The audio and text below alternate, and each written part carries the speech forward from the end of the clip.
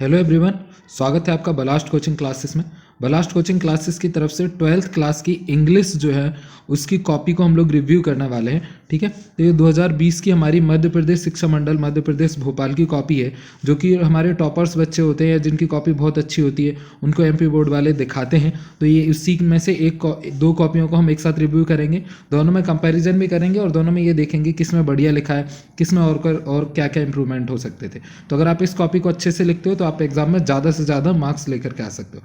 आपको सबसे पहले क्या करना है, देखो इसको आप देखोगे तो यहाँ पे कहीं भी क्वेश्चन मेंशन नहीं है, मतलब आपको क्वेश्चन नहीं करना है, आपको सीधा क्या करना है, आंसर लिखना है, क्वेश्चंस को अवॉइड करना है। तो आंसर को कैसे करोगे, आंसर नंबर डाला और जो भी आंसर होगा आप सेंटर में डालोगे कि आंसर नंबर फर्स्ट। अब जो हमारा पहला क्वेश्चन आएगा वो आएगा पैराग्राफ, उसमें होंगे 10 क्वेश्चन। तो आपने लिखा आंसर नंबर 1 और बाकी के यहाँ से एक साइड से क्वेश्चन डालना चालू करो, 1 2 3 4 और जो भी उसका ऑप्शन सही है वो आप ऑप्शन ऐसे साथ में लिखते आ सकते हो। इस चीज़ का एक और ध्यान रखना कि इसमें जो ये 10 क्वेश्चन आएंगे ये 10 के 10 आपके सीरियल वाइज आना चाहिए, पहला फिर दूसरा फिर तीसरा चौथा। आप चाहते तो पहले पेज पे आंसर नंबर 1 की जगह कोई सा भी आंसर कर सकते थे, लेकिन जो भी ऑप्शन आप चूज करोगे उसके बाद में फिर उसमें जितने क्वेश्चन होंगे वो आप सीरियल वाइज करते आना। तो ये हो गया हमारा पहला क्वेश्चन। ठीक है, ये पहले क्वेश्चन को जैसे इसने किया हुआ है तो यहाँ तक ये इसका पहला क्वेश्चन है। अगर हम इसी की दूसरी कॉपी को देखें जिसमें भी ऐसे ही किया गया है तो उसमें देखो क्या होने वाला है। तो इसने भी सेम ऐसे ही किया हुआ है, ये दूसरी कॉपी हमारी, इसने भी यहीं पे ऐसा डाला हुआ है कि आंसर नंबर ऑफ क्वेश्चन, ये आंसर नंबर 1 डाला हुआ है, फिर यहाँ से इसने किया हुआ है। तो ऐसे 10 क्वेश्चन आप लिख करके सामने सामने उनके आंसर लिख सकते हो। ठीक, उसके बाद में अगर हम दूसरे क्वेश्चन पे इसके चलेंगे तो दूसरे क्वेश्चन पे हमारा नोट मेकिंग, टाइटल और समरी, हमारा एक पैराग्राफ आता है उसका हमें टाइटल लिखना होता है, नोट मेकिंग होती है और समरी होती है। तो सबसे पहले आपको क्या करना है, टाइटल लिखना है और ये टाइटल इसका जो भी आएगा, जो आपका पैराग्राफ आएगा जिससे आएगा वो लिख देना है। आंसर तो आपको सेंटर में ही लिखना है। फिर जैसे ही टाइटल लिखोगे उसके बाद में आपको नोट्स चालू करना है। अगर आपका टाइटल, नोट्स और समरी आता है तो सबसे पहले टाइटल, फिर नोट्स, फिर लास्ट में लिखोगे आप समरी। और अगर टाइटल और समरी आता है तो टाइटल फिर समरी, और अगर टाइटल और नोट्स आते हैं तो पहले टाइटल फिर उसके बाद में नोट्स। तो नोट्स हम लोग कैसे लिखते हैं, नोट्स में हमारा कुछ इस तरह से रहता है कि हमने लिखा नोट्स और सबसे पहले नंबर पे एक हमने लिखी हेडिंग, फिर उसके बाद में हमने यहाँ पे ABC करके या रोमन में 1 2 3 करके 1 2 3 इसकी सब हेडिंग लिखनी है, फिर वापस से आपको हेडिंग लिखनी है, फिर सब हेडिंग लिखनी है। देखते हैं इस कॉपी वाले ने क्या किया। तो इसने क्या किया, ये है इसकी हेडिंग, फिर इसने ये लिखा हुआ है, देखो ये रोमन में 1 लिखा हुआ है, ये 2 और ये दोनों हो गई उसकी सब हेडिंग। फिर यहाँ से ये तीसरी हेडिंग है और उसके बाद में ये उसकी 4 हो गई, देखो सब हेडिंग। फिर ये चौथी हेडिंग है और उसके बाद में हो गई सब हेडिंग। पर आपको ऐसा नहीं करना है जैसा इसने किया हुआ है, इसका थोड़ा सा ये दिक्कत जा रहा है हमको समझने में कि कौन सा हेडिंग है कौन सी सब हेडिंग।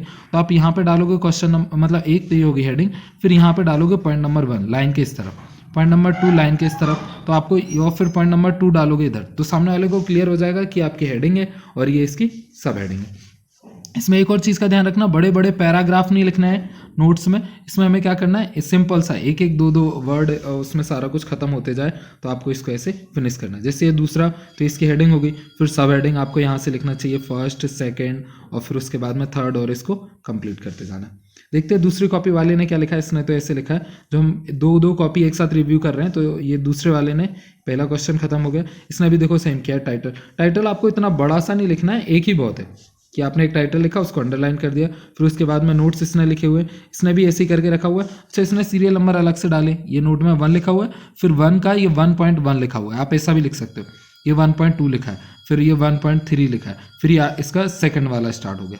ठीक है, तो आपको ये पहले वाले नोट्स को इतना अंडरलाइन नहीं करना है, बस आपने यहाँ पे लिखना है पहला और लिखा, फिर यहाँ पे आप नंबर डाल सकते हो 1.1 और इसको लिखा, फिर आपने यहाँ पे डाला 1.2 और इसको लिखा, फिर 1.3 फिर आपने इसको लिखा, फिर आपको सिंपली 2 यहाँ पे लिखना है।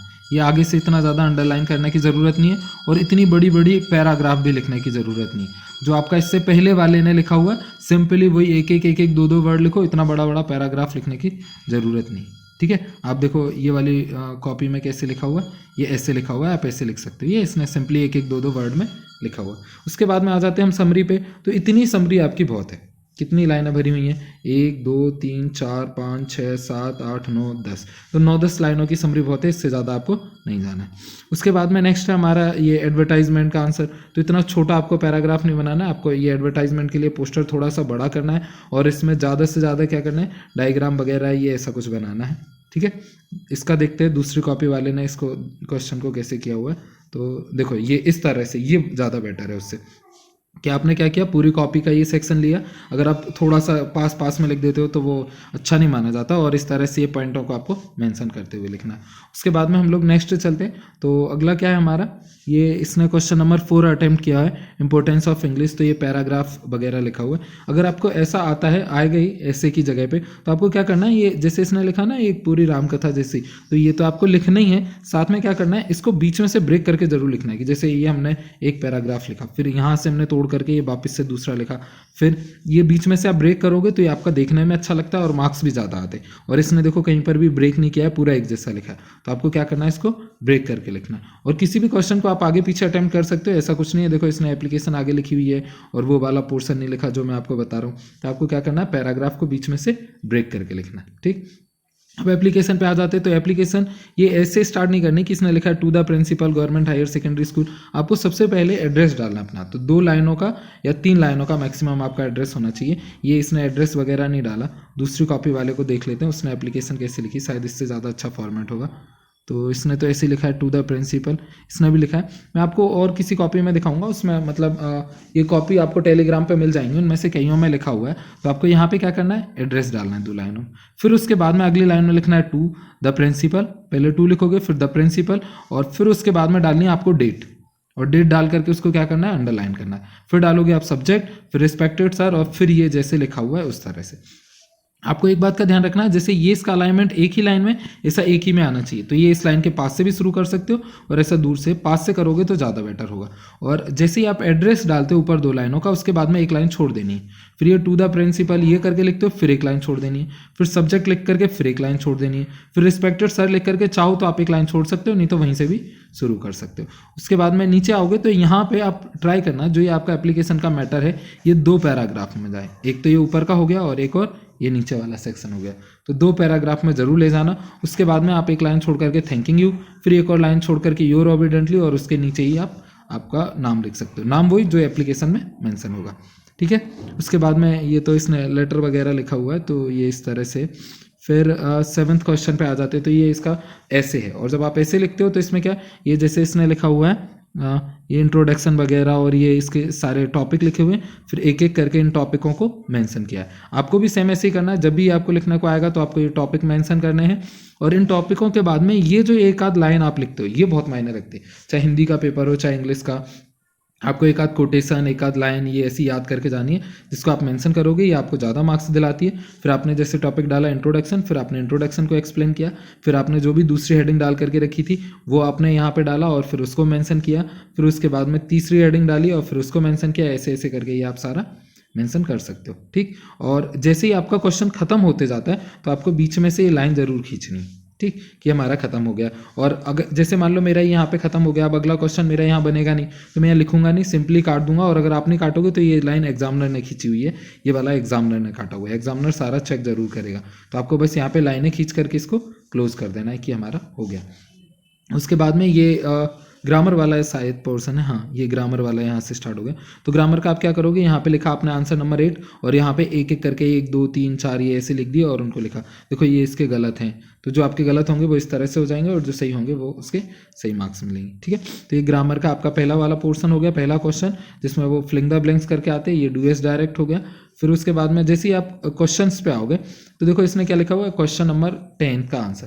तो जैसे ही आप क्वेश्चन नंबर 10 करते हो तो इसके ऑब्जेक्टिव टाइप का आएगा, ये आपके सीन पैराग्राफ है, ऊपर अनसीन थे ये सीन पैराग्राफ हैं, तो उनका भी आप ऐसे सीरियल नंबर चूज करके लिख देना। ये ऊपर नीचे नहीं हो, इस बात का ध्यान रखना, सीरियल नंबर से लिखना है आपको। और नीचे आओगे तो जैसे आपके क्वेश्चन नंबर 11th में 2-2 मार्क्स के मतलब क्वेश्चन होंगे, तो ऐसे आपके में भी जो 2-2 मार्क्स के होंगे उनके लिए आपको कितना लिखना है, 1 2 3 और 4 लाइनें। 4 से ज़्यादा नहीं जाना है, 2 से कम नहीं जाना है। 2-2 मार्क्सों के लिए 4-4 लाइनें बहुत होती हैं, तो इतने में ही आपको रहना है। जिससे ये 12 नंबर का भी इसका क्वेश्चन इस तरह से आप ऐसे भी लिख सकते हो, इनके आंसर ये पॉइंट वाइज ऐसे भी, ठीक है। और अगर आप आगे की तरफ जाओगे तो ये जैसे 2-2 मार्क्स में इतना बड़ा लिखने की ज़रूरत नहीं, आप इतना कंटेंट डाल सकते हो। ये लास्ट ईयर के पेपर के थे, तो ये आपका इस बार का डी सेक्शन तो टोटली अलग आने वाला है। और 2 मार्क्स का अगर कोई सा क्वेश्चन आएगा तो आप इतना छोटा भी नहीं उसको रखोगे, थोड़ा सा बड़ा करते हुए जाओगे, ठीक। फिर उसके बाद में ये क्या है, वी आर द फ्यूचर, ये इसका यहाँ पे एंड हो गया पोर्शन का। जब भी आपको ऐसा पैराग्राफ लिखना हो जो 3-4 मार्क्स का है तो आप उसको पूरा एक करो, फिर दूसरा यहाँ से ब्रेक करके एक और लिखो। लाइन छोड़ करके नहीं, लाइन नहीं छोड़नी है, पर जैसे ही आप स्टार्ट करोगे तो थोड़ा सा पीछे से स्टार्ट करना, जैसा आपने बुक में देखा है पैराग्राफ टाइप के आते हैं उस तरह से। एक और कॉपी को देख लेते हैं हम, तो इस कॉपी ने कैसे किया हुआ है। जैसे यहाँ पे ये एप्लीकेशन हो गई, ठीक है। उसके बाद में आप नीचे की तरफ इसको आओगे तो ये हो गया। इसमें जैसे जब रिपोर्ट वगैरह लिखना को आती है या हम हमारे फ्रेंड को लिख रहे होते हैं तो यहाँ पे ये मेंशन किया हुआ है इसने। देखो इसने ये एग्जामिनर ने बताया भी है कि ये डेट वगैरह आजकल इधर नहीं आती, ये पोर्शन कहाँ लिखना था, इधर, ये गलत लिखा हुआ है, दिख रहा है ना, ये ऐसा करके बोला हुआ है इधर। तो आपको इन चीज़ों का विशेष ध्यान रखना है कि इसमें कोई फॉल्ट नहीं हो जाए, और ये इधर की तरफ लिखना है। ये इसका ऐसे वगैरह हो गया। तो ये बाकी का जो आपकी एप्लीकेशन है वो इनमें मतलब क्लियर नहीं हुआ तो मैं आपको बता देता हूँ, किसी दूसरे उसमें कॉपी में भी देख करके बता देता हूँ। तो ये है, देखो हमारी एप्लीकेशन कुछ इस तरह से लिखी जाती है। ये भी जो आपकी कॉपी है ये कब की है, 2020 की है, माध्यमिक शिक्षा मंडल भोपाल की, ठीक है। तो ये इसकी एप्लीकेशन थोड़ी मेरे को ज़्यादा अच्छी लगी और आपको भी यही फॉर्मेट को फॉलो करना चाहिए।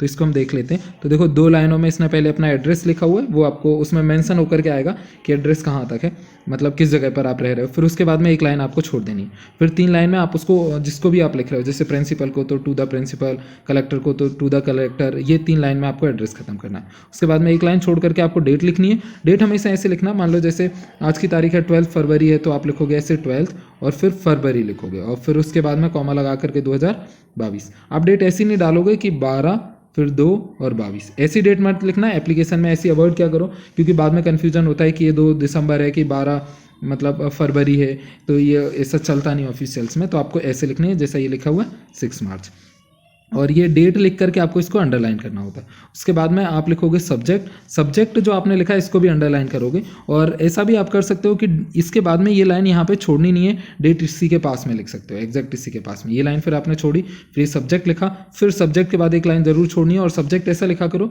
कि एक लाइन में खत्म हो जाए। अगर दूसरी में भी जा रहा है तो ज़्यादा कोई बड़ी बात नहीं, पर इतना बड़ा भी नहीं कि ये 3-3 लाइन का हो जाए। फिर रिस्पेक्टेड सर, और उसके बाद में यहाँ से ये आपने लिखना चालू किया। इसको एक बार इस तरह से ब्रेक करते हैं कि ये थोड़ा सा पीछे से जा करके लिखा।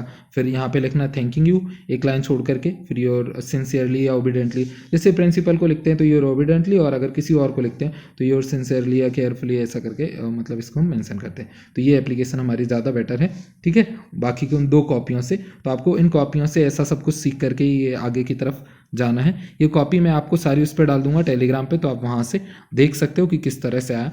बाकी का मिलते हैं ऐसे ही किसी अगले सब्जेक्ट की अगले वीडियो में। आपको सी सेक्शन के लिए हमने एक वीडियो दे करके रखी है, तो वहाँ से वो भी आप देख सकते हो, जिससे कि आपका ग्रामर वाला कंप्लीट हो जाए, ठीक है। अगले किसी सब्जेक्ट की रिव्यू के साथ मिलते हैं। आप कमेंट करके डाल सकते हो कि सर इस कॉपी को रिव्यू करो, और जैसी आपको वीडियो लगी हो आप हमें बताना। अगर आपके लिए हेल्पफुल है तो हम और भी ऐसी वीडियो लाते रहें। Thank you, bye.